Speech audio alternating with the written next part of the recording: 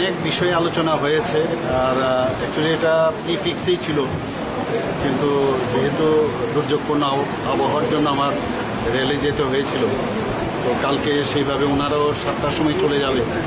তো অনেক বিষয়ে আমার ইউনিয়ন হেলথ মিনিস্টারের সাথে আমার কথা হয়েছিল। ত্রিপুরা রাজ্যে অনেকগুলো বিষয়ে ওনার সাথে ডেভেলপমেন্টের জন্য কথা বলেছিলাম, সেই সুবাদে উনি এখানে এসেছিলেন। তো বিভিন্ন বিষয়ে আমরা কথাবার্তা বলেছি। দূরপাল্লার কয়েকটা আরও যাতে রেলগাড়ি দেয়, তো সেইগুলোর বিষয়ে উনি আশ্বস্ত করেছেন। তাছাড়া ডাবল রেলের জন্য আমরা কথাবার্তা বলেছি, সেটাও খুব সম্ভবত হয়ে যাবে। এবং ধর্মনগর পর্যন্ত যে মালগাড়ির সেই বিষয়েও কথা হয়েছে, যে ধর্মনগর অব্দি দেওয়া যায় কি না। যারা হকার্স আছে রেলের ভিতরে, যারা মালপত্র বিক্রি করে, ওদেরকে আইডেন্টিটি কার্ড দেওয়া যায় কিনা। কারণ অনেক সময় দেখা যায় যে রেলওয়ে যে পুলিশ আছে ওদেরকে গাড়ি থেকে নামিয়ে দেয়, রেলগাড়ি থেকে নামিয়ে দেয়, ওদেরকে যেন আইডেন্টিফাই করা যায়, সে তার জন্য বলা হয়েছে।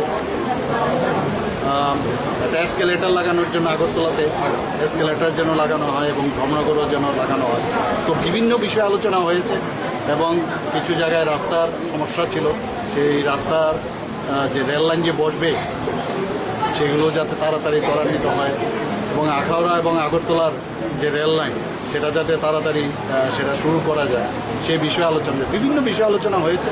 এবং আশা করি ত্রিপুরা রাজ্যের যে যাতায়াতের ব্যবস্থা বাংলাদেশের সাথে এবং অন্যান্য প্রদেশের সাথে আমাদের, সেগুলো অবশ্যই আরও প্রধানমন্ত্রী নরেন্দ্র মোদীজি তো চাওয়ার আগেই সব দেন, তো সেইগুলোকেই আমরা আমাদের যে সুবিধাগুলো মাননীয় রেলমন্ত্রীর কাছে আমি রেখেছিলাম, সেই সুবাদে উনি এসছেন। এবং আশা করি ত্রিপুরা রাজ্যের সমস্ত মানুষের জন্য একটা সুসংবাদ অতি সত্বরই ওনারা সবাই পাবেন। স্যার